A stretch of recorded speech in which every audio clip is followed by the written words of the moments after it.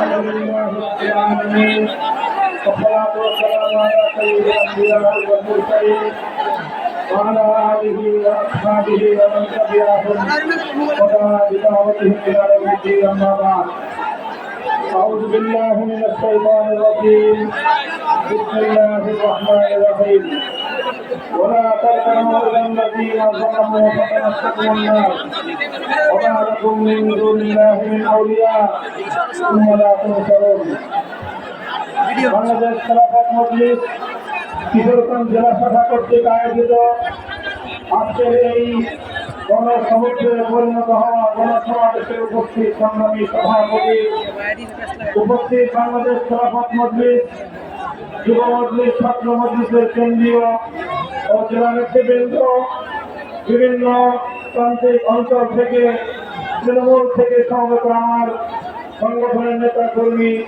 সর্বস্তরের তৌহিদি জনতা কিশোরগঞ্জ জেলাবাসী, সর্বপ্রথম আমি আপনাদেরকে অভিনন্দন জ্ঞাপন করছি।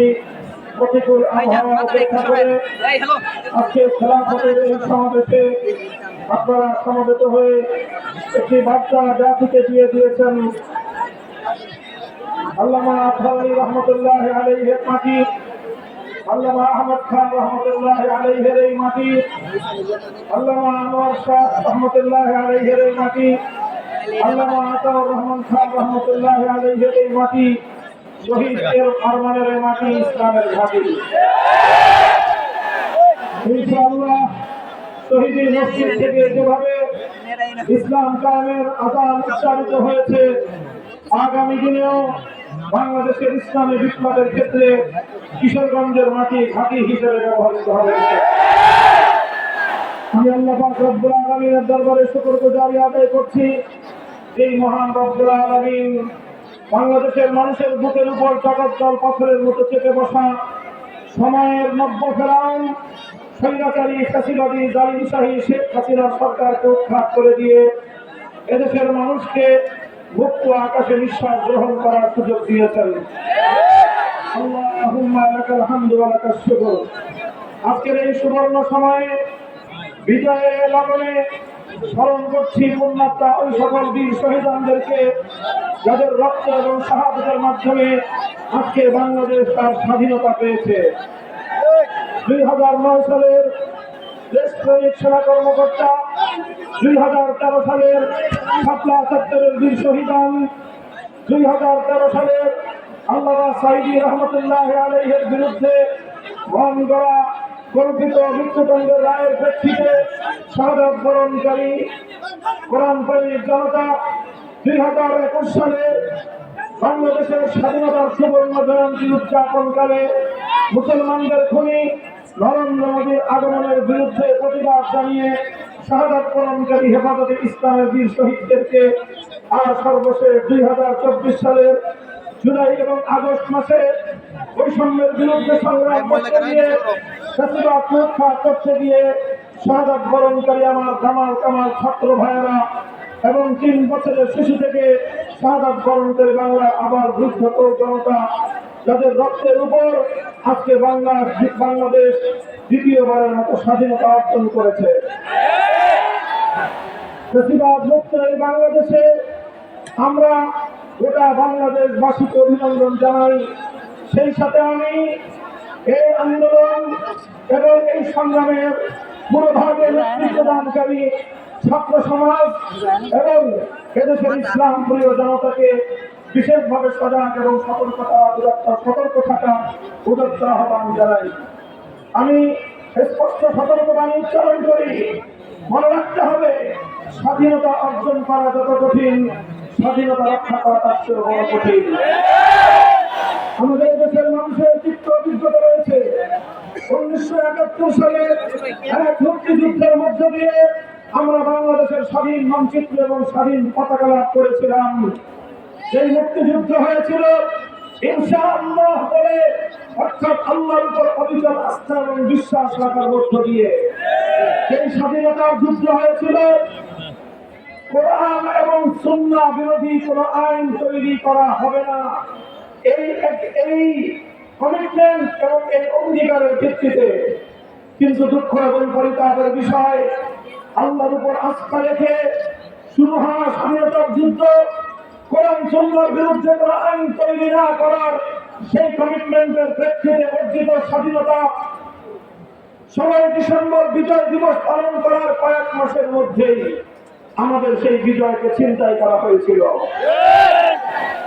পার্শ্ববর্তী আরেকটি রাষ্ট্র তার নিজ দেশের সংবিধানের মূলনীতিগুলোকে একটি প্রেসক্রিপশনের মাধ্যমে, একটি দালাল সরকার প্রতিষ্ঠার মধ্য দিয়ে বাংলাদেশের মানুষের ইচ্ছা এবং অভিপ্রায়ের বিরুদ্ধে বাংলাদেশের হাজার বছরের ইতিহাস এবং ঐতিহ্যকে দুপায়ে দলিত করে সেই ভিনদেশী আরেক দেশের প্রেসক্রিপশনের আলোকে ৭১-এর মুক্তিযুদ্ধের চেতনা পরিপন্থী একটি সংবিধান প্রণয়ন করার মধ্য দিয়ে বাংলাদেশের মানুষকে দীর্ঘ অর্ধ শতাব্দীকাল পর্যন্ত শাসনের নামে শোষণ করা হয়েছে।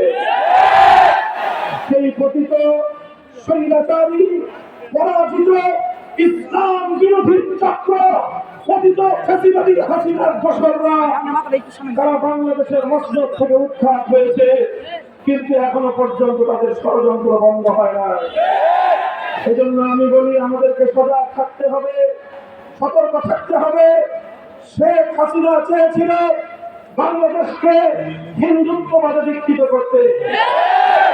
আমরা বাংলাদেশের মানুষ, আমাদের হাজার বছরের ঐতিহ্য, একদিকে যেমন সাম্প্রদায়িক সম্প্রীতির ইতিহাস, আমাদের ইতিহাস সম্প্রীতির ইতিহাস, আমরা প্রত্যেকটি সংখ্যালঘু জাতির সব ধরনের অধিকারের নিশ্চয়তা প্রদান করি। হিন্দু, বৌদ্ধ, খ্রিস্টান সহ যত সংখ্যালঘু সম্প্রদায় রয়েছে তাদের ব্যক্তিগত যানবাহনের নিরাপত্তা, অর্থনৈতিক এবং ব্যবসায়িক নিরাপত্তা এবং তাদের নিজ নিজ উপাসনালয়ে যার যার ধর্ম পালনের নিরাপত্তা এবং নিশ্চয়তা বাংলাদেশের হাজার বছরের ঐতিহ্য। কিন্তু আমরা লক্ষ্য করেছি বিগত ফ্যাসিস্ট আমলে তারা বারবার সংখ্যালঘুদেরকে নিয়ে নাটক সাজিয়েছে। রাতের বেলায় শেখ হাসিনার দোসররা কারমাগিরি হয়ে সংখ্যালঘুদেরকে ছবল মারত, আবার দিনের আলোতে ওঠা হয়ে তারা থাকতে আসত। ৫ই আগস্টের পর এখন আর এই নাটকের নায়ক নায়িকা নাই। এই জন্য বাংলাদেশে আর কোন সংখ্যালঘু নির্যাতন নাই। সংখ্যালঘু ভাইরা, আপনারা মনে রাখবেন, এই হাসিনা এবং তার দোসরেরা তারা আপনাদের কল্যাণ চায় না, আপনাদেরকে তাদের রাজনীতির হাতিয়ার বানাতে চায়। আপনারা আর এই হাসিনা এবং তার দোসরদের উপর আস্থা যদি রাখেন, আপনারা নিজেরাই গোলাম মারবেন। নতুন বাংলাদেশ গড়ার পথে এদেশের ৯০% মুসলিম জাতিসত্তার সদস্যদের সাথে আপনাদেরকে আমরা আমন্ত্রণ জানাই। আসুন আমরা একটি সম্প্রীতির বাংলাদেশ গড়ে তুলি। এই বাংলাদেশে কোনো সাম্প্রদায়িক হানাহানি থাকবে না। এই বাংলাদেশে কোনো ফ্যাসিবাদের জায়গা হবে না। এই বাংলাদেশে আর কোনোদিন কোরআনের কোনো মাহফিলে 144 জারি হবে না। এই বাংলাদেশে আর কোনো কোরআনের মাহফিলে বাধা দেওয়া হবে না। বাংলাদেশে কোনো আর আমাকে নির্যাতন করা হবে না। বাংলাদেশে আল্লাহ নবীর ইজ্জতের দাবি তুলে আর কাউকে তুলে বিদ্রোহ হতে হবে না। বাংলাদেশে বৈষম্যের বিরুদ্ধে স্লোগান তুলে আর কোনো ছাত্রকে কলম দিতে হবে না। আমরা গড়ে তুলবো বৈষম্যহীন সেই বাংলাদেশ। মনে রাখতে হবে, পতিত স্বৈরাচারের দোসরেরা এখনো পর্যন্ত বাংলাদেশের বিভিন্ন জায়গায় ঘাটতি মেরে আছে। প্রশাসনের মধ্যে কিছু লোক তাদের এখনো পর্যন্ত ষড়যন্ত্রের জাল বুনছে। প্রফেসর ডক্টর ইউনূস সাহেবের নেতৃত্বাধীন অন্তর্বর্তীকালীন সরকারকে আমি সতর্ক করতে চাই।